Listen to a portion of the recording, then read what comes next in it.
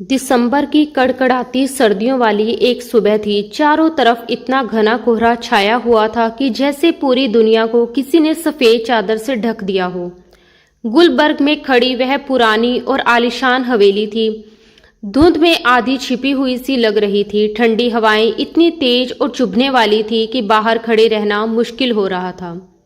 मगर उसी हवेली के पीछे बने छोटे से रसोई घर में बैठी 21 साल की जरीन के लिए ये सर्दी किसी सजा से कम नहीं थी।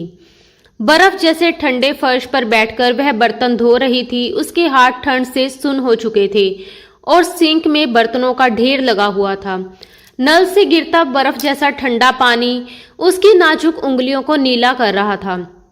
हर बार जब वह बर्तन रगड़ती तो उंगलियों में उठती तेज टिस उसके दिल तक पहुंच जाती, मगर वह बिना कुछ कहे चुपचाप काम करती जा रही थी। थकी हुई नजरों से उसने सामने दीवार पर टंगी घड़ी की तरफ देखा।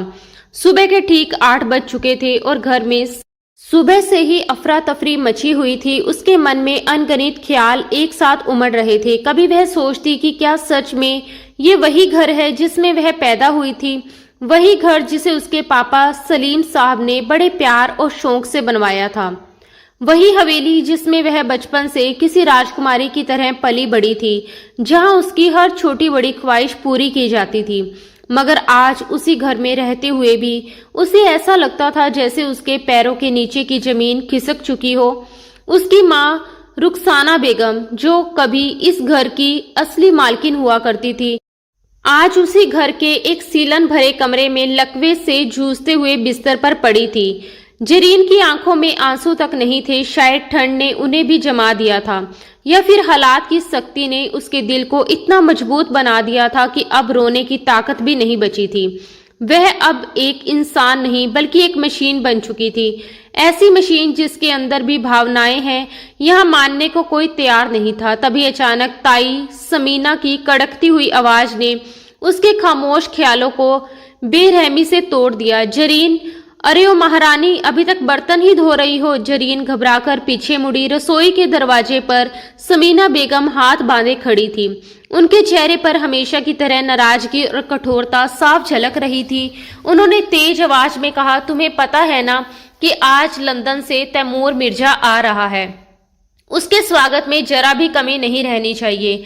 जल्दी जल्दी काम खत्म करो, फिर ड्राइंग रूम में जाकर हीटर चला दो और सुन लो, अगर मेहमान के सामने तुम अस्त व्यस्त हालत में नजर आई तो याद रखना, किसी को ये मौका मत देना कि लोग कहें इस घर में तुम्हारे साथ बहुत बुरा व्यवहार होता है, जबकि सच तो ये है कि हम तुम्हारे ऊपर एहसान कर रहे हैं। कोई और होता तो कब का तुम्हें और तुम्हारी माँ को घर से धक्के मारकर निकाल चुका होता। जरीन ने बिना कुछ कहे चुपचाप सिर झुका दिया। उसने अपने भीगे और ठंड से कांपते हाथों को अपनी कमीज के दामन से पोंछा और धीरे से खड़ी हो गई। ठंड की वजह से उसके शरीर के जोड़ दर्द कर रहे थे, मगर उसने शिकायत का एक शब्द भी नहीं कहा, क्योंकि इस घर में उसकी हैसियत किसी साइंस से ज्यादा नहीं रह गई थी। ऐसा साया जो मौजूद तो होता है लेकिन किसी की नजर में नहीं आता, सिवाय उस वक्त के जब काम करवाना हो। जब जरीन रसोई से बाहर निकली तो लॉन्च का दृश्य बिल्कुल बदला हुआ था। पूरे हॉल में मुलायम और महंगे कालीन बिछे हुए थे। बड़े बड़े झूमर अपनी सुनहरी रोशनी बिखेर रहे थे और हर कोने में लगे हीटरों की वजह से वातावरण गर्म और आरामदेह लग रहा था।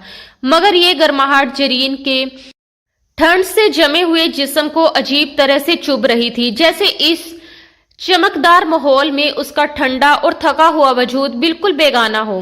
तभी सामने से उसकी चाची शबीना अपनी बेटी सना के साथ सीढ़ियों से नीचे उतरती दिखाई दी। सना ने नए फैशन का बेहद महंगा लंबा कोट और चमकदार बूट पहन रखे थे, जिससे उसकी अमीरी साफ झलक रही थी। उधर ताई जी की बेटी साइमा सोफे पर बैठी थी और एक मेकअप आर्टिस्ट बड़े ध्यान से उसके बाल सजा रही थी। उन्हें देखकर जरीन को अपनी पुरानी ऊनी चादर और घिसी हुई चप्पलों पर जरा भी शर्म महसूस नहीं हुई, बल्कि उसके दिल में एक अजीब सा तरस उमड़ आया। उसे लगा जैसे ये सब सिर्फ इसीलिए इतनी तैयारी कर रही हैं ताकि आने वाले अमीर मेहमान को अपनी खूबसूरती और ठाठ बाट से प्रभावित कर सकें, जबकि जरीन की बस इतनी सी ख्वाहिश थी कि आज का दिन किसी अपमान के बिना गुजर जाए और उसे अपनी बीमार माँ के पास बैठने के लिए थोड़ा सा वक्त मिल जाए।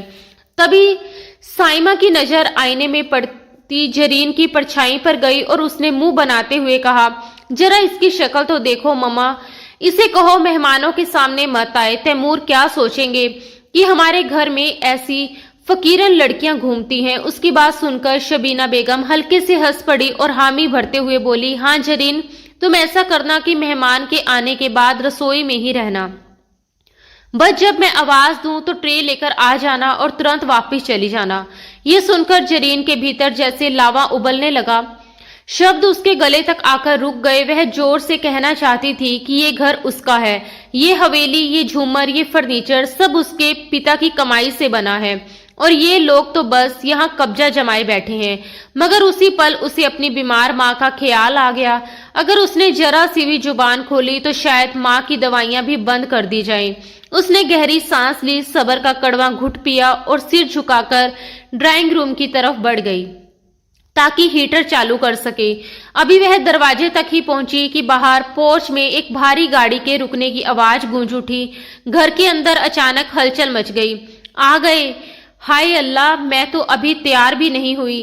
साइमा घबराकर सोफे से उछल पड़ी। समीना और शबीना बेगम तेजी से दरवाजे की तरफ बढ़ी। जरीन का मन हुआ कि वह तुरंत वापस रसोई की तरफ भाग जाए, मगर ताई का दिया हुआ हुक्म उसके कदम रोक चुका था। दरवाजे के पास रखा भारी सजावटी पीतल का गुलदान रास्ते में आ रहा था, इसलिए वह जल्दी से उसे हटाने के लिए आगे बढ़ी, मगर ठंड से उसके हाथ सुन्न हो चुके थे और पकड़ भी कमजोर पड़ चुकी थी। उसी पल जैसे ही मुख्य दरवाजा खुला, बाहर की धुंध के साथ एक लंबा और प्रभावशाली साया भीतर दाखिल हुआ। वह था तैमूर मिर्जा।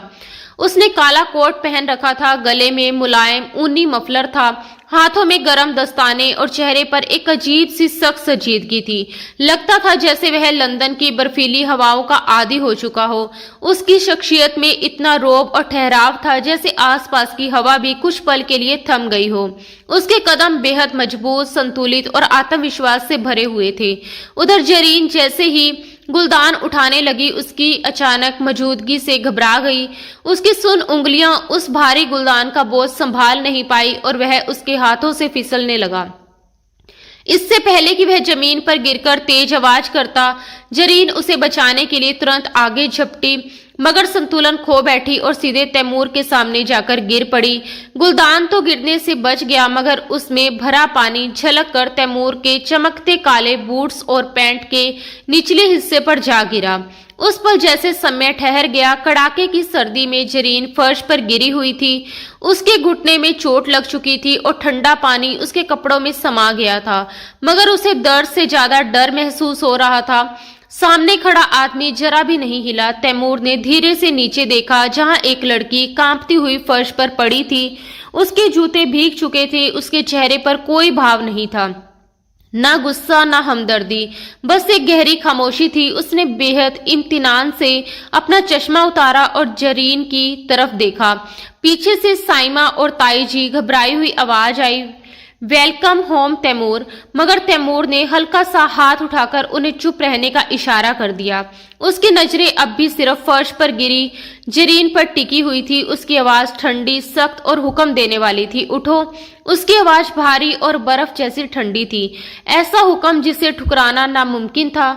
जरीन लड़खड़ाते हुए खड़ी हुई। गिरने की वजह से उसकी पुरानी ऊनी चादर कंधों से खिसक गई थी, जिसे उसने घबराकर जल्दी जल्दी ठीक किया। उसके हाथ अब भी ठंड से सुन्न थे और दिल इतनी तेज धड़क रहा था कि उसे लग रहा था जैसे सबको उसकी धड़कनों की आवाज सुनाई दे रही हो।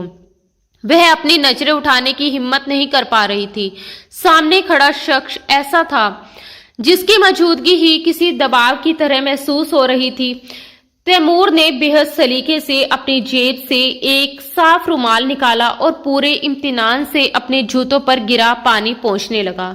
उसके हर हाव भाव में एक अजीब सा ठहराव और नफासत थी, जैसे उसे जरा भी जल्दी ना हो। फिर उसने सीधा होकर जरीन की तरफ देखा और उसके चेहरे को गौर से परखने लगा, मानो किसी अनजानी किताब के पन्ने पढ़ रहा हो। कुछ पल की खामोशी के बाद उसने सपाट आवाज में कहा, क्या इस घर में चलने के असूल नहीं सिखाए जाते या फिर नजर का कोई मसला है? उसके लहजे में कोई ऊंची आवाज नहीं थी, मगर शब्दों की धार इतनी तीखी थी कि वह सीधे दिल पर लगती थी।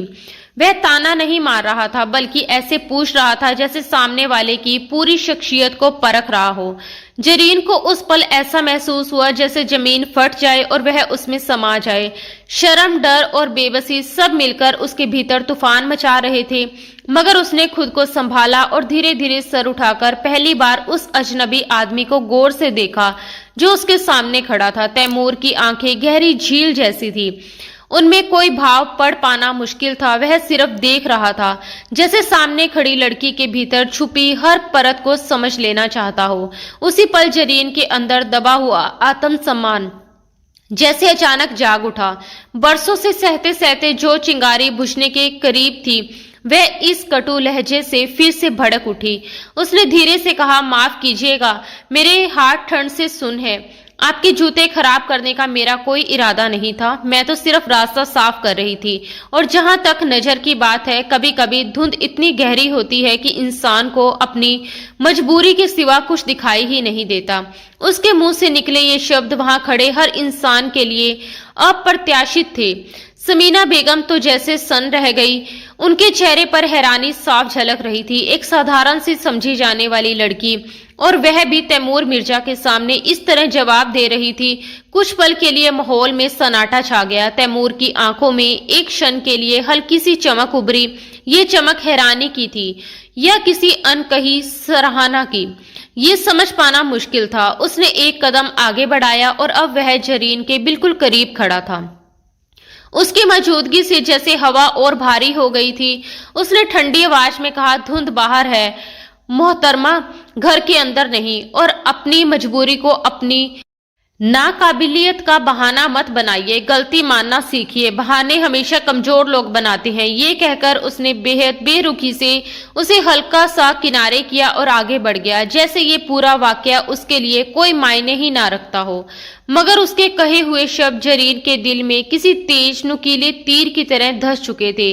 कमजोर, उसने मन ही मन ये शब्द दोहराया। उसके भीतर कहीं गहरी जगह दर्द की एक लहर उठी। तुम क्या जानो तैमूर मिर्जा, वह मन ही मन सोचने लगी कि मैं कितनी बड़ी जंग लड़ रही हूँ।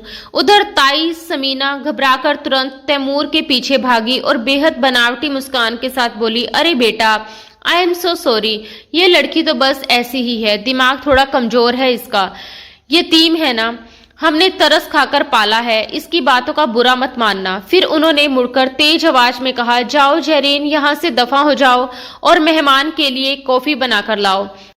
जरीन ने अपने आंसुओं को बड़ी मुश्किल से रोका। उसने सिर झुका लिया और धीरे धीरे लंगड़ाते हुए रसोई की तरफ चल पड़ी। गिरने की वजह से उसका घुटना पूरी तरह जख्मी हो गया था और हर कदम पर दर्द उठ रहा था, मगर उसके जिस्म का ये दर्द उस चोट के सामने कुछ भी नहीं था जो अभी अभी उसकी रूह को लगी थी।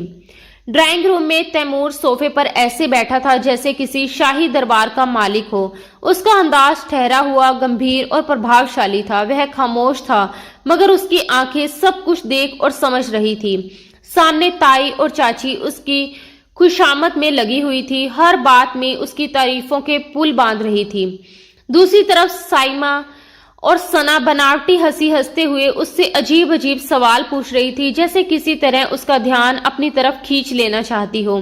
तैमूर बाहर से शांत दिखाई दे रहा था, मगर उसकी गहरी और पैनी नजरें कमरे की हर छोटी बड़ी बात को गौर से परख रही थी। उसे ये सब किसी नाटक जैसा लग रहा था। हर चेहरा जैसे एक बनावटी मुखौटा पहने हुए था। फिर भी वह कुछ बोले बिना एक तमाशबीन की तरह सब कुछ देखता और सुनता रहा। थोड़ी देर बाद जरीन कॉफी की ट्रे लेकर कमरे में दाखिल हुई। जैसे ही वह अंदर आई, उसे तुरंत महसूस हुआ कि तैमूर की नजरें उस पर टिक गई हैं। इस बार वह पहले से ज्यादा सतर्क थी। उसने सावधानी से ट्रे मेज पर रखी और कॉफी का कप तैमूर के सामने रख दिया। तैमूर ने कप उठाया और उसकी नजर अनायास ही जरीन के हाथों पर जा ठहरी।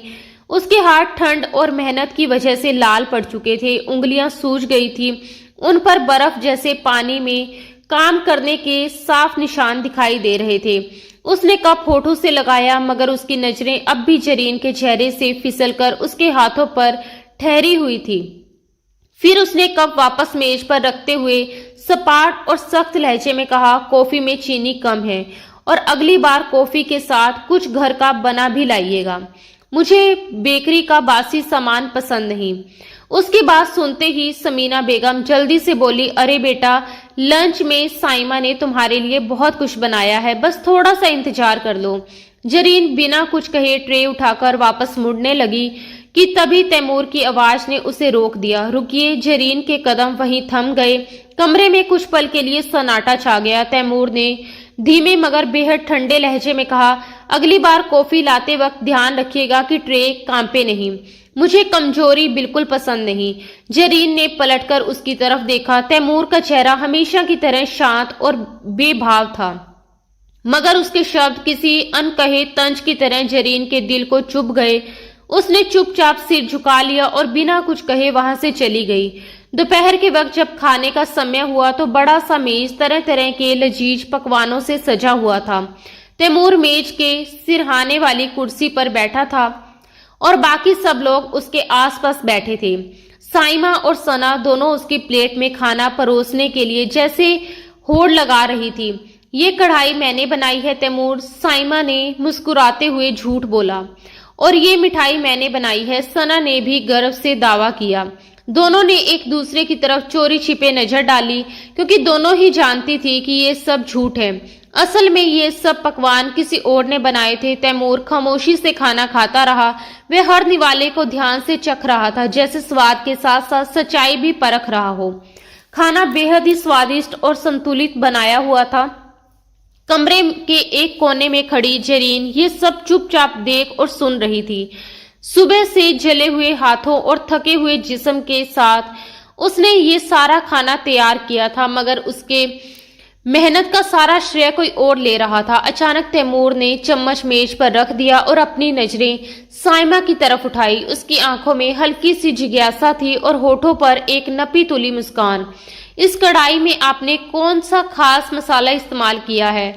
उसने बेहद शांत लहजे में पूछा। इसका स्वाद आम रेसिपी जैसा नहीं है, काफी रिवायती और संतुलित है। उसके शब्द तारीफ जैसे लग रहे थे, मगर उसकी नजरों में साफ जांच पड़ताल थी। साइमा एकदम से हड़बड़ा गई। वह कुछ पल तक चुप रही, फिर जल्दी से बोली, वो बस शान के मसाले और थोड़ा सा दही डाल दिया था। तैमूर ने हल्का सा भौं उठाया और प्लेट की तरफ देखते हुए बोला, दही? इस डिश में तो आमतौर पर टमाटर की बेस होती है, दही डालने से तो ये फट जाती है। दिलचस्प।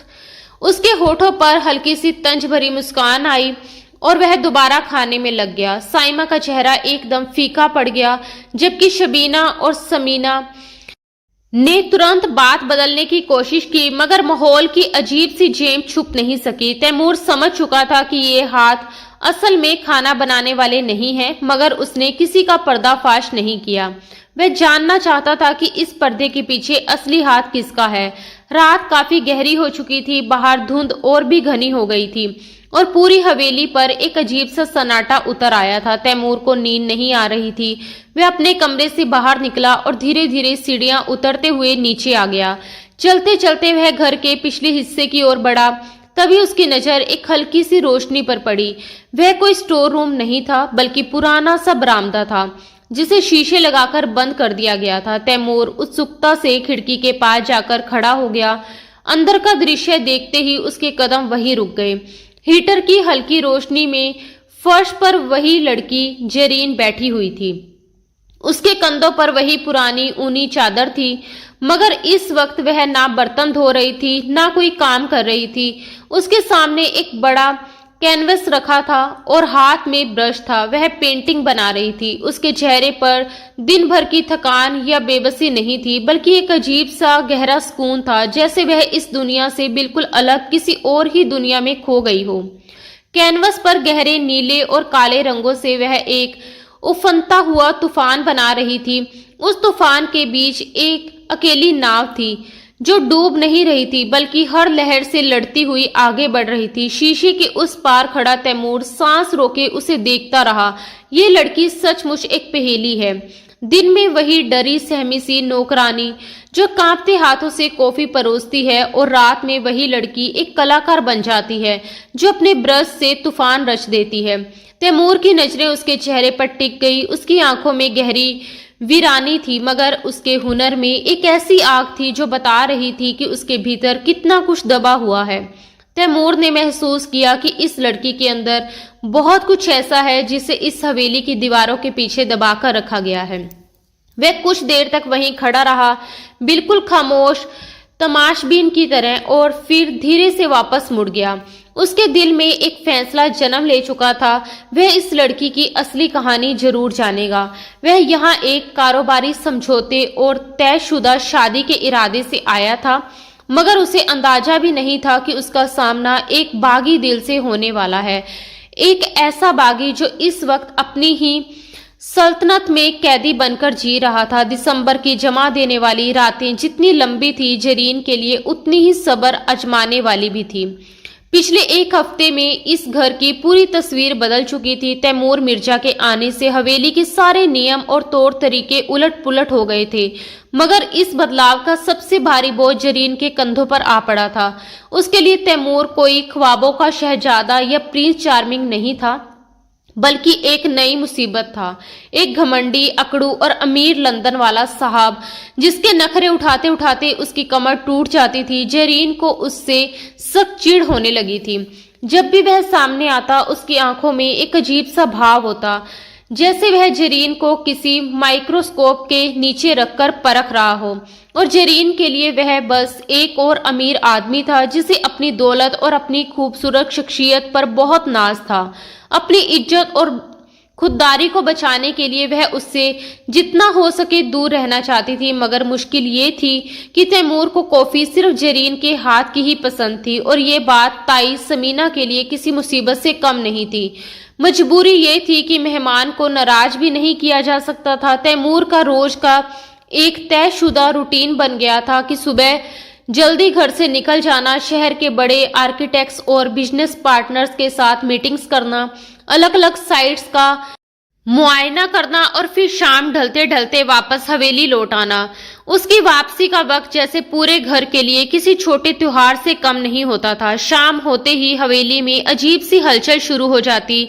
साइमा और सना दिन भर या तो पार्लरों में वक्त बिताती या बाजारों में शॉपिंग करती, ताकि शाम को तैमूर के सामने कोई नया अंदाज, नया लिबास और नई अदाएं पेश कर सकें। उस दिन भी शाम के करीब 7 बज रहे थे। लॉन्च में हीटर जल रहा था और हल्की गर्माहट पूरे कमरे में फैल रही थी। जेरीन एक कोने में खड़ी पर्दों की सलवटें ठीक कर रही थी। तभी मुख्य दरवाजा खुला और तैमूर अंदर दाखिल हुआ। आज उसने गहरे नीले रंग का सिलेकेदार सूट पहन रखा था और चेहरे पर दिन भर की थकान साफ दिखाई दे रही थी। जैसे ही वह अंदर आया, साइमा, जो पहले से ही पूरी तैयारी के साथ बैठी हुई थी, तुरंत अपनी जगह से उछलकर खड़ी हो गई। उसने आज हल्के गुलाबी रंग के बेहद चमत्कार ड्रेस पहन रखी थी, जिस पर सितारों जैसी कढ़ाई चमक रही थी। पैरों में इतनी ऊंची हील्स थी कि ठीक से चलना भी मुश्किल लग रहा था। वह लहराती हुई आवाज में बोली, हेलो तैमूर, वेलकम बैक, और संभलते संभलते उसकी तरफ बढ़ी। तैमूर ने उसे सिर से पांव तक गौर से देखा और बड़ी मुश्किल से अपनी हंसी रोक ली। फिर बेहद गंभीर लहजे में बोला, हेलो साइमा। एक पल के लिए तो मुझे लगा कि घर में कोई फैंसी ड्रेस शो चल रहा है। फिर याद आया कि ये तो तुम्हारा रोज का स्टाइल है। वैसे एक बात बताओ, इन जूतों में तुम चल भी लेती हो या बस मूर्ति बनकर खड़ी रहती हो? उसका लहजा बिल्कुल सीधा और संजीदा था, मगर उसके शब्दों का तंज साफ महसूस हो रहा था। मगर साइमा ने इसे तारीफ समझ लिया और शर्माते हुए बोली, ओ थैंक यू तैमूर, ये इम्पोर्टेंट है। फैशन के लिए थोड़ा दर्द तो सहना ही पड़ता है। दूसरी तरफ सना खुद को बहुत समझदार साबित करने की कोशिश में लगी हुई थी। उसके हाथ में एक अंग्रेजी उपन्यास था जिसे वह उल्टा पकड़े बैठी थी। वह तैमूर की तरफ मुड़ी और बोली, तैमूर, मैं सोच रही थी कि तुम्हारे नए प्रोजेक्ट के आर्किटेक्ट पर तुमसे डिस्कस करूं। मुझे बिल्डिंग्स के स्ट्रक्चर में बहुत दिलचस्पी है। तैमूर आराम से सोफे पर बैठ गया और अपनी टाई की गांठ ढीली करने लगा। उसके होठों पर हल्की सी मुस्कान उभरी। उसने शांत स्वर में कहा, जरूर सना, मगर पहले ये बताओ कि क्या तुम इमारतों के नक्शे भी वैसे ही उल्टे देखती हो जैसे ये किताब पकड़ रखी है? सना घबराकर तुरंत किताब सीधी करने लगी, जबकि तैमूर ने खुलकर हंसने की बजाय बस हल्की सी मुस्कान अपने होठों पर रहने दी। जरीन ये सब चुपचाप देख रही थी। उसे तैमूर की हाजिर जवाबी पर हैरानी तो हुई, मगर ये सब उसे बेहद खोखला और बनावटी लगा। वह चुपचाप वहां से निकलने ही वाली थी कि अचानक तैमूर की आवाज ने जैसे उसके कदम रोक लिए। मिस जरीन, मेरी कॉफी। उसके लहजे में वही हुक्म देने वाली ठंडक थी जो जरीन को जहर जैसी लगती थी। उसने पलटकर देखा, तैमूर अब पूरी तरह गंभीर था और सीधा उसी तरफ देख रहा था। अभी लाती हूँ, उसने छोटा सा जवाब दिया और रसोई की तरफ बढ़ गई। किचन में पहुंचते ही उसने झुंझलाहट में एक बर्तन जोर से रख दिया और बड़बड़ाने लगी, खुद को समझता क्या है, बादशाह सलामत। जरा सी देर हो जाए तो माथे पर बल पड़ जाते हैं।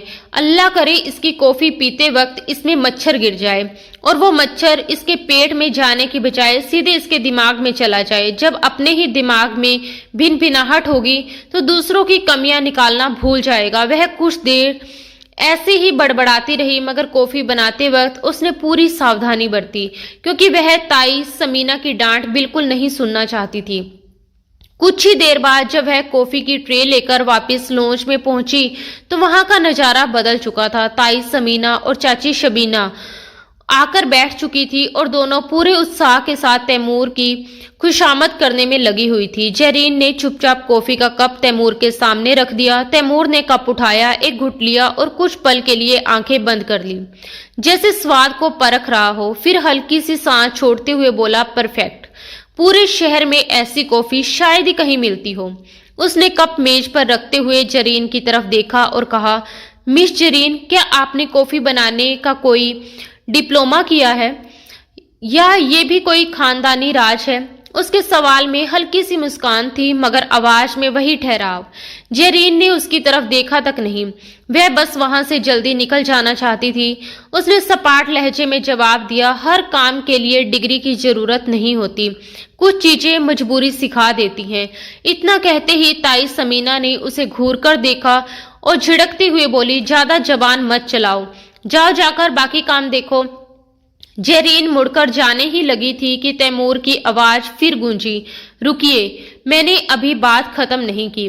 जरीन के कदम वहीं थम गए। तैमूर कुछ पल उसे देखता रहा, फिर बोला, जरीन, आप दिन भर काम करती रहती हैं, क्या आपको कभी थकान महसूस नहीं होती? मैं देखता हूँ जब मैं सुबह घर से निकलता हूँ तब भी आप काम में लगी होती हैं और जब रात को लौटता हूँ तब भी। क्या आपको आराम करने का कोई वक्त नहीं मिलता? उसके सवाल में हमदर्दी थी या सिर्फ जिज्ञासा, ये समझना मुश्किल था, मगर जरीन को ये सब एक बनावटी दिलचस्पी जैसा लगा। उसने धीरे से सर उठाया। उसकी आंखों के नीचे थकान के गहरे साए थे, मगर उसकी आवाज चट्टान जैसी सख्त थी। गरीबों को थकने का हक नहीं होता मिस्टर तैमूर, और वैसे भी ये मेरा घर है। मैं यहाँ काम अपनी माँ और अपनी छत के लिए करती हूँ, किसी के एहसान तले नहीं हूँ। आप अपनी कॉफी एंजॉय कीजिए, मेरा फिक्र रहने दीजिए। इतना कहकर वह तेजी से मुड़ गई। इस बार तैमूर उसे रोक नहीं सका, वह बस खामोशी से उसे जाते हुए देखता रह गया। उस लड़की की खुददारी उसके दिल को अजीब तरह से छू रही थी।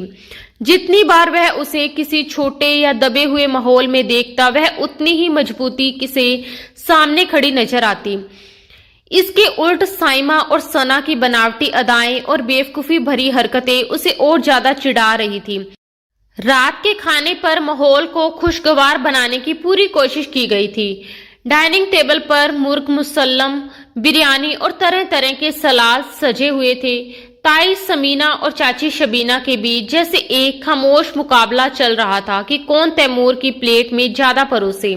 समीना बेगम बोली, तैमूर बेटा, ये चिकन पीस लो, साइमा ने खास तुम्हारे लिए मंगवाया है। शबीना भी तुरंत बोल उठी, नहीं बेटा, ये कबाब खाओ, सना कह रही थी कि तुम्हें स्पाइसी पसंद है। तैमूर ने हल्की मुस्कान के साथ दोनों के हाथ रोक दिए और बोला, आंटी, खाना बहुत लजीज है, मगर आज मैं आप सबसे एक बहुत अहम बात करना चाहता हूँ। उसके इतना कहते ही मेज पर अचानक सन्नाटा छा गया। प्लेटों और चमचों की खनकती आवाजें थम गई। जरीन एक तरफ खड़ी पानी का जग भर रही थी। इस बातचीत में उसकी कोई दिलचस्पी नहीं थी। वह बस मन ही मन दुआ कर रही थी कि खाना जल्दी खत्म हो जाए ताकि वह अपनी माँ के पास जा सके। तैमूर ने नैपकिन से अपना मुंह साफ किया और सबकी तरफ नजर दौड़ाते हुए बोला, दरअसल मैंने फैसला किया है कि अब मुझे सेटल हो जाना चाहिए। रोज रोज की तन्हाई से मैं थक चुका हूँ। ताई समीना और चाची शबीना की आंखों में उम्मीद की चमक जगमगा उठी। साइमा ने शर्माते हुए अपना दुपट्टा ठीक किया, जो अभी तक कहीं नजर ही नहीं आ रहा था, और सना ने बनावटी गंभीरता से गला साफ किया। ताई समीना ने उत्सुकता से पूछा, तो तुमने क्या सोचा बेटा? तैमूर ने बेहद इम्तिनान से कहा कि मैंने मम्मा को कॉल कर दिया है, वो अगले हफ्ते लंदन से आ रही है। मम्मा आ रही है? सब एक साथ बोल उठे। तैमूर ने सिर हिलाया, जी, और वो खाली हाथ नहीं आएंगी, वो अपने साथ हमारी खानदानी अंगूठी भी ला रही हैं। मैंने उन्हें बता दिया है कि मुझे कैसी लड़की पसंद है। वो आएंगी, खुद उस लड़की को देखेंगी और फिर मंगनी की रस्म अदा करेंगी। उसके होठों पर हल्की सी रहस्यमयी मुस्कान थी। कमरे में जैसे अचानक हलचल मच गई। ताई समीना ने मन ही मन तय कर लिया कि जरूर तैमूर ने साइमा को पसंद किया होगा, आखिर वह ज्यादा खूबसूरत है। वहीं चाची शबीना को पूरा यकीन था कि तैमूर सना की मॉडर्न बातों से प्रभावित हो चुका है। दोनों औरतों ने एक दूसरे की तरफ विजयी मगर छुपी हुई दुश्मनी भरी नजरों से देखा। अरे वाह, ये तो बहुत खुशी की बात है, समीना बेगम उत्साह से बोली। तुम्हारी मम्मा को तो हम सराखों पर बिठाएंगे, मगर बेटा ये तो बताओ कि तुमने उन्हें किसके बारे में बताया है? कोई इशारा तो दो। तैमूर ने पानी का गिलास उठाया और एक घुट लिया। उसी पल उसकी नजर अनायासी जरीन की तरफ उठी, जो बिल्कुल बेपरवाह से दीवार की तरफ देख रही थी, जैसे इस पूरी बातचीत में उसका कोई लेना देना ही ना हो। इस खबर से उसे जरा भी फर्क नहीं पड़ता था। तैमूर हल्की सी मुस्कान के साथ बोला, मैंने मम्मा से कहा है कि मुझे ऐसी लड़की चाहिए जो सिर्फ घर सजाना ही ना जानती हो, बल्कि घर संभालना भी जानती हो, जो हीरे जवाहरात की नुमाइश ना करे, बल्कि जिसका किरदार ही खुद हीरे की तरह चमके। और मुझे पूरा यकीन है कि मेरी पसंद पर मम्मा भी अपनी मोहर लगा देंगी। आप लोग बस तैयारी रखिए। उसकी इस बात ने ताई और चाची दोनों को उलझन में डाल दिया। घर संभालना और अच्छा किरदार, दोनों को लगा कि ये सारी खूबियां तो उनकी बेटियों में कूट कूट कर भरी हुई है। साइना ने मन ही मन फैसला कर लिया कि अब उसे किचन में जाकर फोटो खिंचवाने होंगे, ताकि तैमूर को लगे कि वह कितनी घरेलू लड़की है। वहीं सना ने तय कर लिया कि वह तैमूर के सामने बेहद धार्मिक बनने का नाटक करेगी। जरीन ने दिल ही दिल में एक ठंडी सांस ली। शुक्र है, अगर इसकी शादी हो गई तो शायद ये इस घर से चला जाएगा या अपनी बीवी को लेकर अलग हो जाएगा, बस मेरी जान छूटे। उसने मन ही मन सोचा। उसे तैमूर की बातों में अपने लिए कोई इशारा नजर नहीं आया, क्योंकि उसके हिसाब से तैमूर जैसा अमीर और घमंडी इंसान कभी भी एक नौकरानी को पसंद करने की गलती नहीं कर सकता था।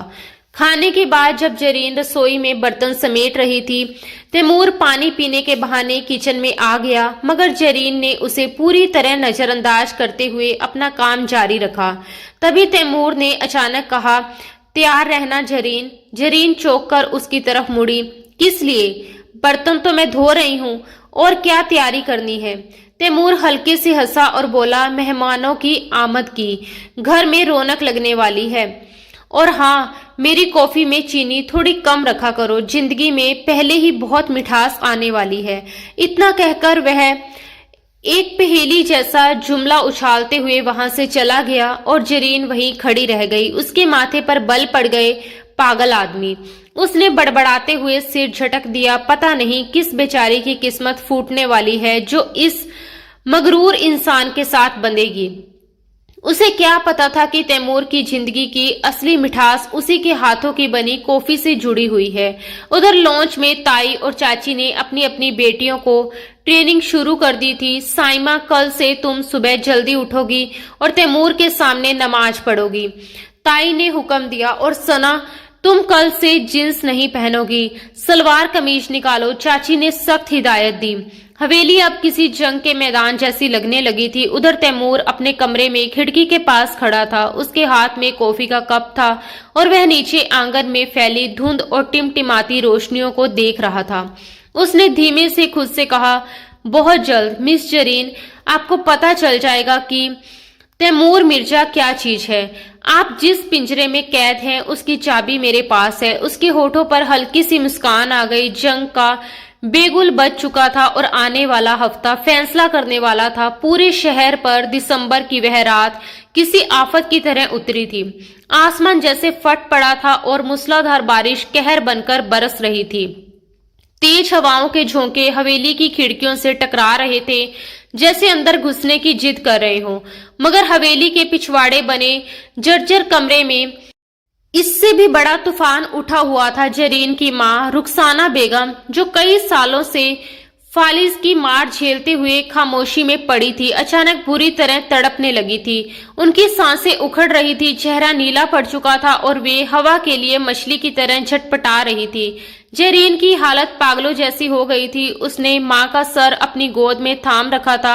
उसके आंसू लगातार गिर रहे थे। अम्मी, हिम्मत रखो अम्मी, मैं भी डॉक्टर को लेकर आती हूँ, आपको कुछ नहीं होगा। उसकी कांपती आवाज कमरे में गूंज रही थी। उसने माँ को तकिए का सहारा दिया, जल्दी से दुपट्टा सर पर लिया और भागती हुई बाहर निकल पड़ी। आंगन में पानी भर चुका था और बारिश की बूंदें किसी तेज सुई की तरह चुभ रही थी। मगर जरीन को कुछ महसूस ही नहीं हो रहा था। वह दौड़ते हुए मुख्य इमारत के दरवाजे तक पहुंची और जोर जोर से दरवाजा पीटने लगी। अंदर गहरा सन्नाटा था। सब लोग गहरी नींद में सो रहे थे। ताई जान, खुदा वास्ते दरवाजा खोलिए। चाची जान, मेरी माँ मर रही है, मुझे गाड़ी की चाबी दे दीजिए या एम्बुलेंस को फोन करने दीजिए। उसकी चीखें बारिश के शोर में दबती जा रही थी। वह लगातार अपनी मुट्ठियों से भारी लकड़ी का दरवाजा पीटती रही। काफी देर बाद जब उसकी उम्मीदें टूटने लगी थी, तब जाकर दरवाजा थोड़ा सा खुला। सामने ताई समीना का नींद से भरा और चिड़ा हुआ चेहरा नजर आया। उन्होंने झुंझलाकर कहा, ये क्या मुसीबत है जरीन? आधी रात को क्यों तमाशा मचा रखा है? जिन भूतों की तरह क्यों चिल्ला रही हो? और फिर सख्ती से उसे डांट दिया। जरीन लगभग उनके पैरों में गिरने ही वाली थी। वह कांपती आवाज में बोली, ताईजान, अम्मी की सांस रुक रही है, खुदा के लिए ड्राइवर को बुला दीजिए या गाड़ी की चाबी दे दीजिए, हमें तुरंत अस्पताल जाना है, वरना वो मर जाएगी। ताई ने उसे तिरस्कार भरी नजर से देखा और फिर आसमान की ओर देखते हुए झुंझलाकर बोली, पागल हो गई हो क्या? इतनी भयानक बारिश में ड्राइवर कहाँ जाएगा? और गाड़ी अभी अभी सर्विस से आई है, मैं उसे कीचड़ में खराब नहीं करवाऊंगी। ये तुम्हारी माँ का रोज का ड्रामा है। जाओ, जाकर उन्हें गर्म पानी पिला दो, सुबह देखा जाएगा। इतना कहकर उन्होंने बेरहमी की सारी हदें पार करते हुए दरवाजा जरीन के मुंह पर बंद कर दिया। जरीन वहीं पत्थर की तरह खड़ी रह गई। उसे यकीन ही नहीं हो रहा था कि कोई इंसान इतना जालिम भी हो सकता है। कुछ पल बाद उसने फिर दरवाजा पीटना शुरू कर दिया और पुकारने लगी, चाची, साइमा, कोई तो है, खुदा का खौफ करो। मगर अंदर से अब कोई जवाब नहीं आया, बल्कि बत्ती भी बुझा दी गई। मायूस और टूटे हुए दिल के साथ जरीन बारिश में भीगती हुई वापस पोर्च की ओर दौड़ी। उसने सोचा शायद गेट खोलकर सड़क पर पहुंच जाए और कोई रिक्शा ही मिल जाए। हालांकि इस भयानक तूफान में ये लगभग नामुमकिन था। वह तेजी से गेट की ओर भाग रही थी कि अचानक कीचड़ में उसका पैर फिसल गया और वह मुंह के बल जमीन पर गिर पड़ी। उसके घुटने और कोहनियां छिल गई, कपड़े कीचड़ से लथपथ हो गए और वह वहीं जमीन पर बैठकर फूट फूट कर रोने लगी। उसने आसमान की ओर देखकर फरियाद की, या अल्लाह, कोई मदद भेज दे, मेरी माँ को बचा ले। उसकी पुकार जैसे बारिश और तूफान के शोर को चीरती हुई ऊपर तक पहुंच गई। तभी अचानक अंधेरे को चीरती हुई तेज हेडलाइट की रोशनी उसके चेहरे पर पड़ी। गेट खुला और तैमूर की काली गाड़ी तेजी से अंदर दाखिल हुई। तैमूर आज एक लेट नाइट मीटिंग से लौट रहा था। पोर्च के फर्श पर बारिश में भीगी हुई एक लड़की को देखकर उसने तुरंत ब्रेक लगा दिए। वह गाड़ी से उतरा नहीं, बल्कि लगभग छलांग लगाकर बाहर आया। कुछ ही पलों में बारिश ने उसका महंगा सूट पूरी तरह भिगो दिया। जरीन, उसने हैरानी और सदमे से उसे देखते हुए कहा, तुम यहाँ क्या कर रही हो? जरीन ने भीगी आंखों से उसकी ओर देखा। उस पल उसे तैमूर में कोई घमंडी अमीर आदमी नहीं, बल्कि उम्मीद की एक किरण नजर आई। वह लड़खड़ाते हुए उठी, उसकी कमीज पकड़ ली। तैमूर, मेरी माँ, वो मर जाएगी, प्लीज अस्पताल ले चलिए। ताई ने दरवाजा नहीं खोला। उसकी आवाज हिचकियों में टूट रही थी। तैमूर का चेहरा एक ही पल में गुस्से से तमतमा उठा। उसने एक नजर बंद दरवाजे की तरफ डाली, फिर जरीन का हाथ थामकर उसे सहारा दिया और दृढ़ आवाज में कहा, चलो मेरे साथ। उसने ना कोई सवाल किया, ना कोई सफाई मांगी। वह जरीन के साथ दौड़ता हुआ पिछवाड़े वाले कमरे तक गया। रुखसाना बेगम की हालत बेहद नाजुक थी। तैमूर ने एक पल भी गवाए बिना उन्हें अपनी मजबूत बाहों में उठा लिया। उसने रुखसाना बेगम को गाड़ी की पिछली सीट पर लिटाया और जरीन को आगे बैठने का इशारा किया। अगले ही पल गाड़ी तूफान की तरह अस्पताल की ओर दौड़ पड़ी। रास्ते भर जरीन बार बार पीछे मुड़कर अपनी मां को देखती रही, जबकि तैमूर पूरी तेजी से गाड़ी चला रहा था। उसका चेहरा बेहद गंभीर था, मगर उसकी आंखों में जरीन के लिए ऐसी चिंता झलक रही थी जिसे शायद वह खुद भी समझ नहीं पा रहा था। अस्पताल पहुंचते ही तैमूर ने इमरजेंसी वार्ड में मानो हड़कंप मचा दिया।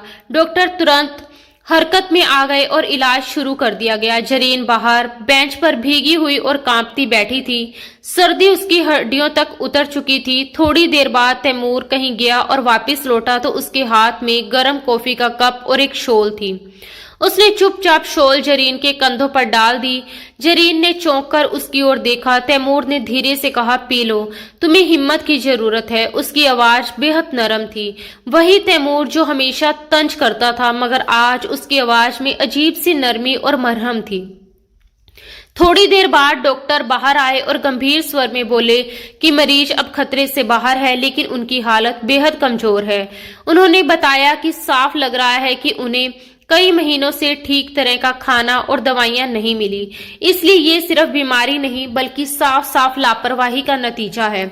डॉक्टर ने यह भी कहा कि अगर उन्हें अस्पताल लाने में आधा घंटा भी और देरी हो जाती तो शायद उन्हें बचाया नहीं जा सकता था। डॉक्टर के ये शब्द जरीन के दिल पर भारी पत्थर की तरह आ गिरे। वह भीतर से शर्म और दर्द से भर गई, मगर तैमूर की मिठियां गुस्से से कस गई। उसने दृढ़ आवाज में डॉक्टर से कहा, डॉक्टर, अब किसी तरह की लापरवाही नहीं होगी। आप उनका सबसे अच्छा इलाज शुरू कीजिए। पैसों की बिल्कुल चिंता मत कीजिए, बस वो पूरी तरह ठीक हो जानी चाहिए। उसके बाद तैमूर वार्ड के अंदर गया। रुखसाना बेगम आधी बेहोशी की हालत में थी। तैमूर उनके सिरहाने खड़ा हुआ और बेहद नरम आवाज में बोला, आंटी, आप फिक्र मत कीजिए, आपके बुरे दिन खत्म हो गए हैं। अब आपका बेटा आ गया है। दरवाजे पर खड़ी जरीन ये सब सुन रही थी। उसे समझ नहीं आया कि तैमूर खुद को उनका बेटा क्यों कह रहा है और वह अचानक इतना दयालु क्यों हो गया है। मगर उस पल उसके दिल में तैमूर के लिए गहरी कृतज्ञता भर गई। उसने सोचा कि शायद ये आदमी बाहर से जितना सख्त और घमंडी दिखता है, अंदर से उतना ही इंसानियत से भरा हुआ है। अगली सुबह सूरज निकलते ही हवेली में एक नया हंगामा खड़ा हो गया। रात की घटना की खबर ताई और चाची तक पहुंच चुकी थी, लेकिन शर्मिंदा होने की बजाय वे इस बात पर नाराज थी कि तैमूर जरीन और उसकी मां को अस्पताल ले गया था। हालांकि उन्हें अपनी सफाई देने का ज्यादा मौका नहीं मिला, क्योंकि आज घर में एक बहुत बड़ा दिन था। तैमूर की मां बेगम मुमताज मिर्जा लंदन से आ रही थी। पूरे घर को दुल्हन की तरह सजाया गया था। ताई और चाची ने अपनी बेटियों को ऐसे तैयार किया था जैसे वे किसी हुस्न के मुकाबले में जा रही हों। साइमा ने लाल रंग का खूबसूरत शरारा पहना हुआ था, जबकि सना ने हल्के नीले रंग का फैंसी गाउन पहन रखा था। दोनों के चेहरे पर बनावटी मुस्कानें सजी हुई थी। तैमूर, जो पूरी रात जागने के बाद अस्पताल से होकर आया था, नहा धोकर लॉन्च में मौजूद था। आज वह पारंपरिक सफेद सलवार कमीज और काले वेस्ट कोट में था। उसकी शख्सियत मानो सब पर भारी पड़ रही थी। उधर जरीन भी अस्पताल से वापस आ चुकी थी, क्योंकि उसकी मां की हालत अब पहले से काफी बेहतर हो गई थी। उन्हें छुट्टी देकर वह घर ले आई थी। रात के मुकाबले अब उनकी हालत में काफी सुधार था, लेकिन हवेली पहुंचते ही ताई ने उसे सख्त आवाज में आदेश दिया था कि वह मेहमानों के सामने बिल्कुल न आए और पर्दे के पीछे रहकर सिर्फ खाने पीने का इंतजाम देखे। जरीन ने थकी हुई आंखों और पीले पड़े चेहरे के साथ हमेशा की तरह सिर झुका लिया और चुपचाप रसोई के दरवाजे की ओट में खड़ी हो गई। तभी बाहर गाड़ी का हॉर्न बजा और बेगम मुमताज मिर्जा बड़ी शान और गरिमा के साथ हवेली के अंदर दाखिल हुई। वह एक नफासत और समझदारी से भरी हुई महिला थी, जिनकी शख्सियत में तैमूर जैसी ही तेज बुद्धिमानी झलक रही थी। ताई और चाची ने बड़े गर्मजोशी से उनका स्वागत किया। उन्हें फूलों के हार पहनाए गए और पूरे अदब के साथ अंदर लाया गया। साइमा और सना बारी बारी आगे बढ़ी और झुककर सलाम किया।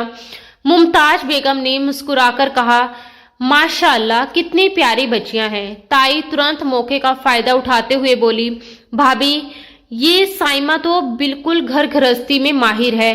कल से आपकी आमद की सारी तैयारियों में लगी हुई है। चाची भी कहाँ पीछे रहने वाली थी। उन्होंने तुरंत बात संभाली, और सना तो बहुत समझदार और पढ़ी लिखी है, बिल्कुल तैमूर के स्वभाव जैसी, मॉडर्न और समझदार। तैमूर चुपचाप खड़ा एक ऐसी रहस्यमयी मुस्कान के साथ मुस्कुरा रहा था जो तूफान आने से ठीक पहले छाई खामोशी जैसी लग रही थी। मुमताज बेगम ने जब उसकी ओर देखा तो माँ और बेटे की नजरें मिली, और उस एक नजर में जैसे कोई खामोश संदेश एक दूसरे तक पहुंच गया। चाय का कप रखते हुए मुमताज बेगम ने धीमे स्वर में कहा, वैसे तो सब कुछ अच्छा है समीना भाभी, मगर तैमूर ने मुझे बताया था कि इस घर में एक और बेटी है, जरीन। जैसे ही ये नाम लिया गया, ताई और चाची दोनों के चेहरे का रंग उड़ गया। साइमा ने नाखुशी से मुंह पिचका लिया। ताई ने जल्दी से बात संभालते हुए कहा, अरे वो तो बस रसोई में ही रहती है, नौकरों के साथ घुल मिल गई है। उसका रंग रूप भी ऐसा नहीं है कि आपके सामने आए। तभी तैमूर ने ऊंची आवाज में पुकारा, जरीन, जरा यहाँ आओ। उसकी आवाज में ऐसा आदेश था कि कोई उसे रोक नहीं सका। जरीन, जो पर्दे के पीछे खड़ी सब कुछ सुन रही थी, कांपते कदमों के साथ बाहर आई। उसने एक साधारण सा सूती जोड़ा पहन रखा था। दुपट्टा सलीके से सर पर ओढ़ा हुआ था और चेहरे पर मेकअप का नामो निशान नहीं था, मगर रात भर की जागी हुई आंखों में जो थकान, मासूमियत और गहराई थी, वह किसी भी बनावटी सजावट से कई ज्यादा असरदार थी। वह सिर झुकाए चुपचाप खड़ी हो गई। मुमताज बेगम ने उसे सर से पांव तक गौर से देखा, फिर धीरे धीरे अपनी जगह से उठ खड़ी हुई। पूरे कमरे में सन्नाटा छा गया और सबकी नजरें उन्हीं पर टिक गई। वह धीमे कदमों से साइमा और सना के पास से गुजरी और सीधे जरीन के सामने जाकर रुक गई। जरीन ने घबराकर धीरे से सर उठाया। मुमताज बेगम ने बड़े स्नेह से उसके सर पर हाथ रखा और नरम आवाज में बोली, हीरे को चाहे जितनी भी मिट्टी में दबा दो, उसकी चमक छिप नहीं सकती। फिर उन्होंने अपने पर्स से एक पुरानी मखमली डिबिया निकाली। ये देखकर ताई और चाची की सांसें जैसे थम गई। मुमताज बेगम ने डिबिया खोली तो उसमें एक बेहद कीमती पारिवारिक पन्ना और हीरे की अंगूठी चमक रही थी। उन्होंने जरीन का दायां हाथ अपने हाथ में लिया। जरीन के हाथ खुरदरे और ठंडे थे। उसकी उंगलियों पर हल्का सा जला हुआ निशान भी था। मुमताज बेगम ने उस हाथ को प्यार से चूमा और सबके सामने वो अंगूठी जरीन की तीसरी उंगली में पहना दी। जरीन का मुंह हैरानी से खुल गया, उसकी आंखें फैल गई। उसे लगा जैसे वह कोई सपना देख रही हो।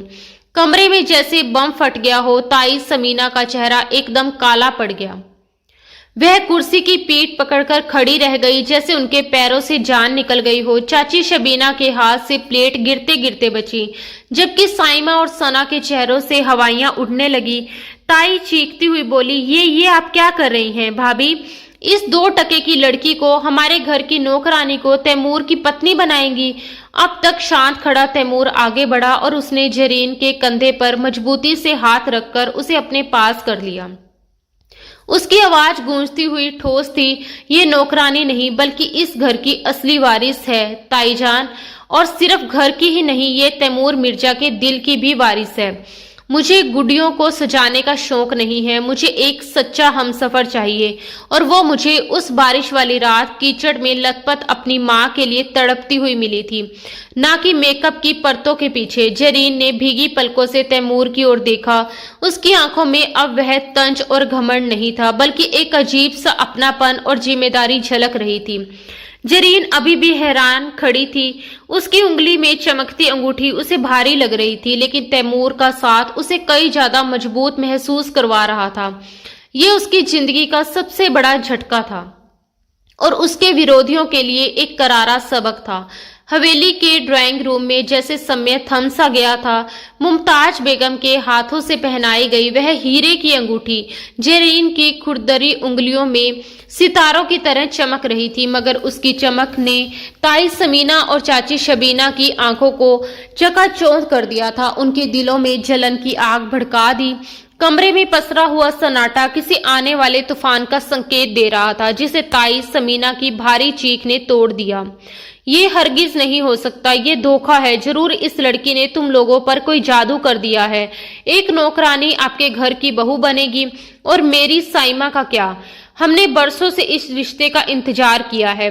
गुस्से और अपमान से ताई का चेहरा उदास हो चुका था और वह पूरी तरह आपे से बाहर हो चुकी थी। तैमूर, जो अब तक जेरीन के कंधे से कंधा मिलाकर एक मजबूत दीवार की तरह खड़ा था, एक कदम आगे बढ़ा। उसके चेहरे पर फैली ठंडी मुस्कान गुस्से से कई ज्यादा डरावनी लग रही थी। उसने धीमी मगर गूंजती आवाज में कहा, बस बहुत हो गया ताईजान। रिश्तों का इंतजार नहीं किया जाता, रिश्तों का सम्मान किया जाता है, और वह आपने कभी नहीं किया। हॉल में एक अजीब सी खामोशी छा गई। तैमूर ने सबकी ओर देखते हुए आगे कहा, आप लोग जिस लड़की को नौकरानी कह रही हैं, वह आज से मिस्टर तैमूर मिर्जा की पत्नी है, और मेरी पत्नी की बेइज्जती मेरी अपनी बेइज्जती है।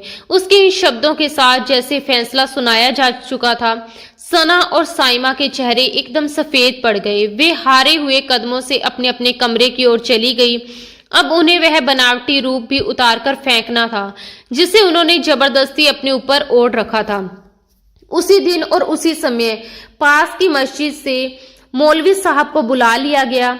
जरीन अब भी सदमे और खुशी के मिले जुले एहसास में डूबी हुई थी। उसे समझ ही नहीं आ रहा था कि ये सब सच है या वह कोई सपना देख रही है। उसने वही साधारण सा सूती जोड़ा पहन रखा था, लेकिन जब मुमताज बेगम ने अपने सर से लाल दुपट्टा उतारकर उसके सर पर रखा तो उसका चेहरा चौदहवीं के चांद की तरह दमक उठा। फिर वह पल आया जब 3 छोटे से शब्द कबूल है, कबूल है, कबूल है ने जरीन की पूरी तकदीर बदल दी। निकाह बेहद सादगी से हुआ। गवाह के तौर पर हवेली के पुराने नौकर मौजूद थे, जिनकी आंखें खुशी से नम हो गई थी। उन्होंने अपनी आंखों से उस मासूम लड़की पर बरसों तक होते जुल्म देखे थे, और आज जब उसकी जिंदगी में खुशियों ने दस्तक दी थी तो वे भी भावुक हो उठे। हर नौकर ने दिल से दुआ मांगी कि अब उसकी जिंदगी खुशियों से भर जाए। दूसरी तरफ ताई, चाची और उनकी बेटियां कमरे के कोने में खड़ी जैसे मातम मना रही थी। निकाह के तुरंत बाद तैमूर ने ऐलान किया कि वह जरीन और रुखसाना बेगम को लेकर अपने नए घर जा रहा है। ये सुनकर ताई समीना ने मन ही मन राहत की सांस ली। उन्हें लगा कि चलो मुसीबत टल गई, हवेली तो उनके ही पास रहेगी। उन्होंने सोचा कि तैमूर भले हाथ से निकल गया, मगर अब वे अपनी बेटियों के लिए किसी और अमीर घराने का रिश्ता ढूंढ लेंगी। लेकिन उन्हें ये नहीं पता था कि तैमूर अभी अपना आखिरी पत्ता खेलना बाकी रखे बैठा है। जरीन ने कांपते हाथों से अपनी मां को व्हीलचेयर पर बिठाया। रुखसाना बेगम की आंखों में अब होश की हल्की सी चमक लौट आई थी।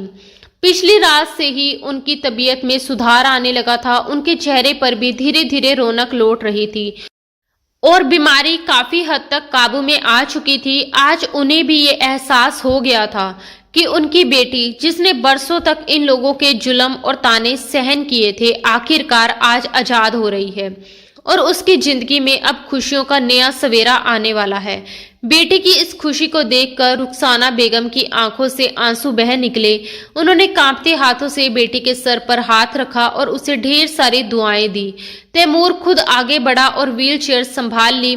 जब वे सब पोर्च तक पहुंचे तो बारिश थम चुकी थी, हवा धुली हुई थी और उसमें एक ताजा खुशबू घुली हुई थी, जैसे नई शुरुआत का पैगाम दे रही हो। तैमूर ने जरीन को गाड़ी में बिठाया और खुद ड्राइविंग सीट संभाल ली। जैसे ही गाड़ी हवेली के फाटक से बाहर निकली, जरीन ने पीछे मुड़कर उस घर को देखा, वही घर जहां उसने बचपन से जवानी तक सिर्फ दुख, ताने और तकलीफें ही झेली थी। मगर आज वह वहां से सर उठाकर जा रही थी एक नई जिंदगी की ओर। करीब आधे घंटे की ड्राइव के बाद गाड़ी डिफेंस के एक बेहद शांत और खूबसूरत इलाके में बने एक आधुनिक शैली के बंगले के सामने आकर रुकी। ये घर उस पुरानी हवेली की तरह रहस्यमय और बंद नहीं था, बल्कि खुला, उजला और हवादार था। चारों तरफ फैला हरा भरा लॉन, जिसमें ताजा खिले लाल और गुलाबी गुलाब हवा के साथ झूम रहे थे, पूरे माहौल को महका रहे थे। ऐसा लग रहा था जैसे ये घर किसी नई शुरुआत का स्वागत करने के लिए सजा हो। गाड़ी रुकते ही घर का स्टाफ बड़े आदर और गर्मजोशी के साथ बाहर आया और सबने झुककर उनका स्वागत किया। तैमूर ने बिना देर किए सबसे पहले रुखसाना बेगम का ध्यान रखा। उसने खुद आगे बढ़कर व्हीलचेयर संभाली और उन्हें बड़े एहतियात से उस कमरे तक पहुंचाया जो खास तौर पर उनके लिए तैयार किया गया था। वह कमरा बेहद आरामदायक और रोशनी से भरा हुआ था, जहां 2 नर्सें पहले से मौजूद थी और डॉक्टरों की टीम भी उनकी हालत देखने के लिए तैयार खड़ी थी। डॉक्टरों ने रुखसाना बेगम का तुरंत चेकअप किया और तैमूर को भरोसा दिलाया कि अब उन्हें किसी तरह की चिंता करने की जरूरत नहीं है, क्योंकि अब मरीज पूरी तरह सुरक्षित हाथों में है और जल्द ही उनकी सेहत और बेहतर हो जाएगी। मां को इतने सुकून और देखभाल में देखकर जरीन की आंखों से आंसू अपने आप बह निकले। उसे यकीन ही नहीं हो रहा था कि जिस माँ के लिए वह कल रात तक दर दर भटक रही थी, आज वही माँ इतनी इज्जत और आराम के साथ इलाज पा रही है। कुछ देर बाद जब उसे तसल्ली हो गई कि रुखसाना बेगम सुरक्षित है, तो वह धीरे धीरे बाहर लॉन्च की ओर चली आई। लॉन्च बेहद सलीके से सजा हुआ था। बड़ी खिड़कियों से धूप अंदर आ रही थी और हल्की खुशबू पूरे कमरे में फैली हुई थी। वहां तैमूर पहले से खड़ा था और जैसे वह उसी का इंतजार कर रहा हो। जैसे ही जरीन अंदर आई, तैमूर ने उसकी तरफ देखा और हल्की मुस्कान के साथ बोला, खुशामदीद मिसेज मिर्जा। ये शब्द सुनते ही जरीन के कदम जैसे ठिठक गए। वह अभी भी इस नए रिश्ते और नई जिंदगी को समझने की कोशिश कर रही थी। वह हल्की झिझक के साथ आगे बढ़ी और धीरे से सोफे पर बैठ गई। कुछ पल चुप रहने के बाद उसने धीमी आवाज में कहा, तैमूर जी, मुझे सच में समझ नहीं आ रहा कि मैं आपका शुक्रिया अदा कैसे करूं। आपने मेरे लिए जो कुछ किया वह कोई भी नहीं करता।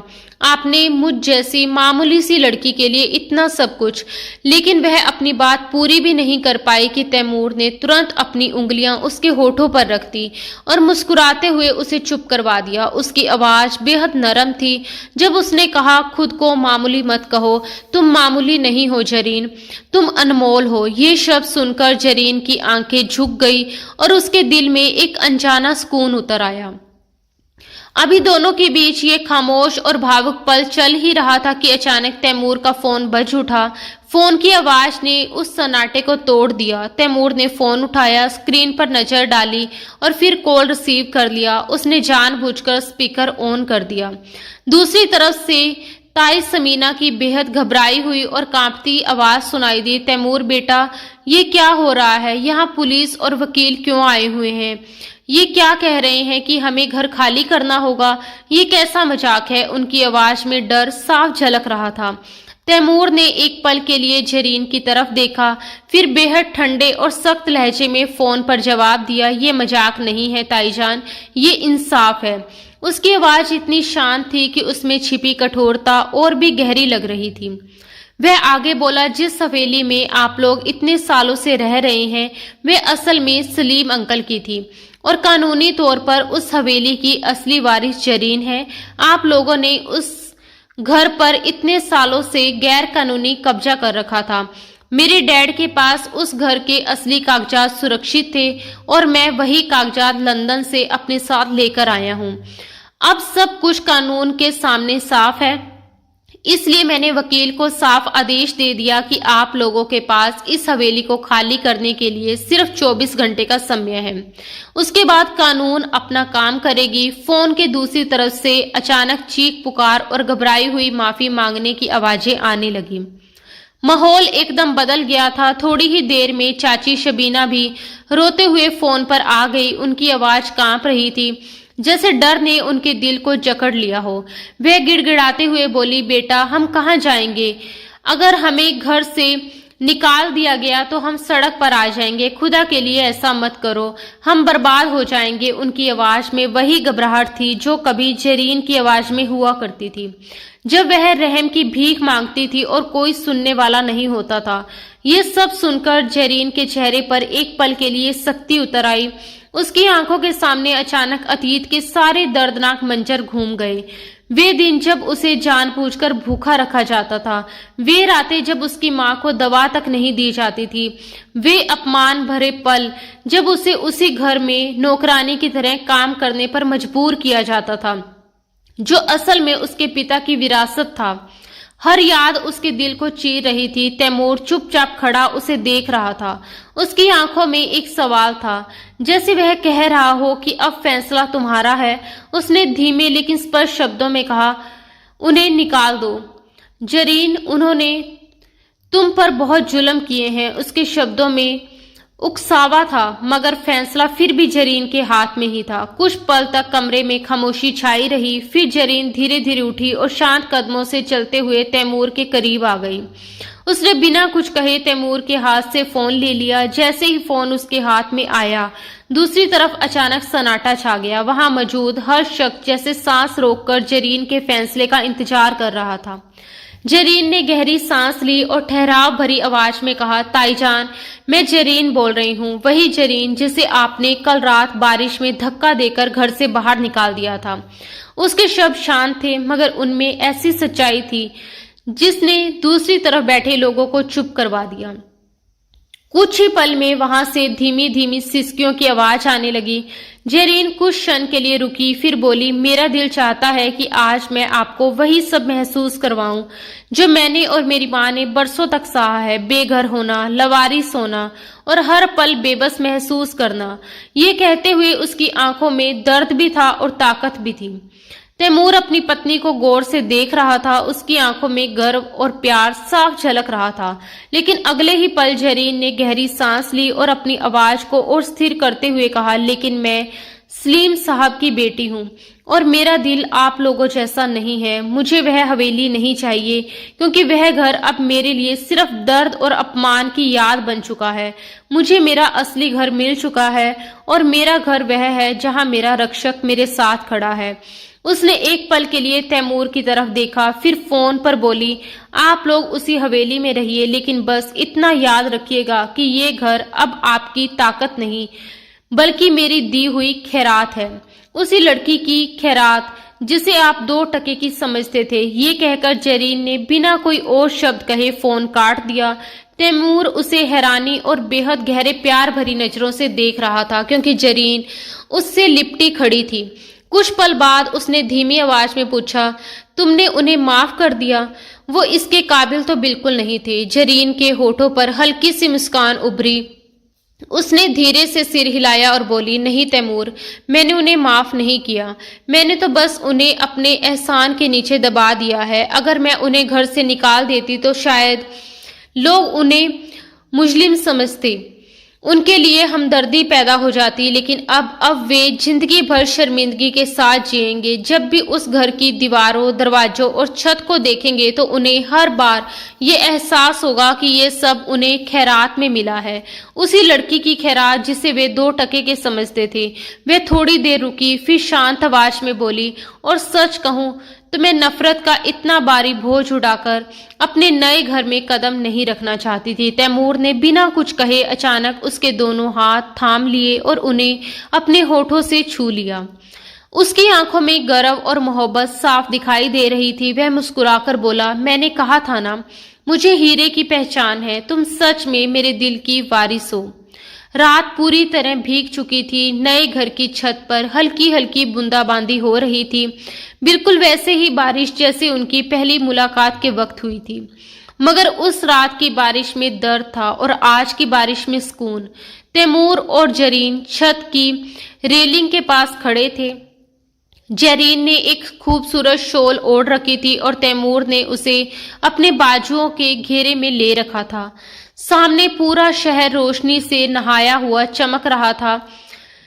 तैमूर ने झुककर धीरे से फुसफुसाया, जरीन। जरीन ने पलके उठाकर उसकी तरफ देखा। जी। तैमूर ने उसकी आंखों में देखते हुए पूछा, तुम्हें पता है मैंने तुम्हें अपना दिल कब दिया था? जरीन ने मासूमियत से सिर हिलाया। तैमूर हल्का सा मुस्कुराया और बोला, उस पहली रात जब तुम मेरे महंगे जूतों पर गिर पड़ी थी। जरीन ने तुरंत शरारत से भौहें चढ़ाई और सच, तैमूर हंस पड़ा। नहीं, उस वक्त तो मुझे तुम पर बहुत गुस्सा आया था। असल में मुझे तुमसे प्यार तब हुआ जब मैंने तुम्हें उस टूटी हुई खिड़की के पास छुपकर पेंटिंग करते हुए देखा था। तुम अपने कैनवास पर तूफान बना रही थी, लेकिन तुम्हारे चेहरे पर अजीब सा सुकून था। उस पल मैंने सोचा कि जो लड़की इतने दुखों और तकलीफों के बीच रहकर भी अपनी कला को मरने नहीं देती, वह कितनी मजबूत होगी। उसी वक्त मैंने तय कर लिया था कि मुझे ऐसी ही जीवन संगिनी चाहिए जो मेरी बेरंग दुनिया में सच्चे रंग भर सके। जरीन की आंखों में हल्की नमी चमक उठी। वह धीमी से बोली, मुझे तो लगा था कि आपको साइमा या सना जैसी मॉडर्न लड़कियां पसंद आएंगी। मैं तो बहुत साधारण हूँ। तैमूर ने तुरंत उसका चेहरा अपने हाथों में थाम लिया। उसकी आवाज में गहराई थी। सादगी ही तो सबसे बड़ा आकर्षण होती है जरीन। तुम उस कॉफी की तरह हो जिसमें चीनी भले कम हो, मगर उसकी खुशबू और असर बहुत देर तक रहता है। बाकी लड़कियां सोडा वाटर जैसी थी, थोड़ी देर शोर मचाया और फिर सब खत्म। लेकिन तुम सुकून हो। और तैमूर मिर्जा को अब जिंदगी में सिर्फ सुकून चाहिए। वह थोड़ा झुककर उसके करीब आया और धीमे से बोला, और अभी इसी वक्त मुझे उस सुकून की जरूरत है जो सिर्फ तुम मुझे अपनी बाहों में समेट कर दे सकती हो। उसकी बात सुनकर जरीन के गाल शर्म से लाल हो गए। तभी तैमूर ने अपनी जेब से एक छोटी सी चीज निकाली। वह वही पेंट ब्रश था जिसे जरीन उस रात इस्तेमाल कर रही थी। तैमूर ने मुस्कुराकर कहा, ये मैंने वहीं से चुरा लिया था। जरीन हैरानी से बोली, क्यों?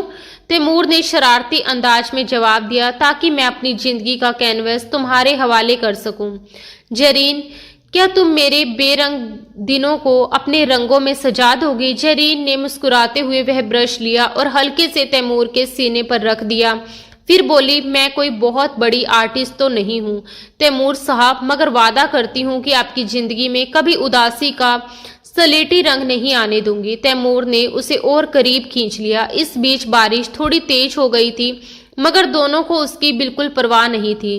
तैमूर ने उसके कान के पास झुककर फुसफुसाया, वैसे एक बात कहूं? जी, जरीन ने धीरे से पूछा। तैमूर मुस्कुराया और बोला, अब कॉफी में चीनी मत डालना, क्योंकि तुम्हारे आने से मेरी जिंदगी में मिठास वैसे ही आ चुकी है। मुझे कॉफी अब भी कड़वी ही पसंद है। ये सुनकर जरीन खिलखिलाकर हंस पड़ी। उसकी हंसी की खनक बारिश की आवाज के साथ घुलकर एक खूबसूरत राग बन गई थी। दूर कहीं हवेली में अब भी सन्नाटा पसरा हुआ था, लेकिन यहाँ दो दिलों के दीपक जल चुके थे, जो अब किसी भी आंधी से बुझने वाले नहीं थे। ये कहानी एक टूटी हुई लड़की की थी, जो अब एक रानी बन चुकी थी, और एक घमंडी राजकुमार की, जो आखिरकार प्यार का फकीर बन गया था। आखिर में जीत प्यार की हुई और नफरत को हमेशा के लिए हार मिली। दोस्तों, अब आप जरूर बताइए कि आज की ये कहानी आपको कैसी लगी। अपने विचार और भावनाएं कमेंट बॉक्स में जरूर साझा करें, क्योंकि आपके कमेंट हमें और बेहतर कहानियां लाने की प्रेरणा देते हैं। अगर ये कहानी आपको पसंद आई हो तो इसे लाइक करना बिल्कुल ना भूलें। आपकी एक छोटी सी लाइक हमारे लिए बेहद मायने रखती है। और अगर आपको ऐसे ही दिल को छू लेने वाली कहानियां, रोमांटिक और प्यारी प्यारी कहानियां सुनना अच्छा लगता है, तो हमारे चैनल से जुड़े रहिए। हम आपके लिए लगातार नई नई और खूबसूरत कहानियां लेकर आते रहेंगे। तो दोस्तों, अब इजाजत दीजिए। बहुत जल्दी मुलाकात होगी अगली किसी नई दिलचस्प और रोमांटिक कहानी के साथ। धन्यवाद दोस्तों। राधे राधे।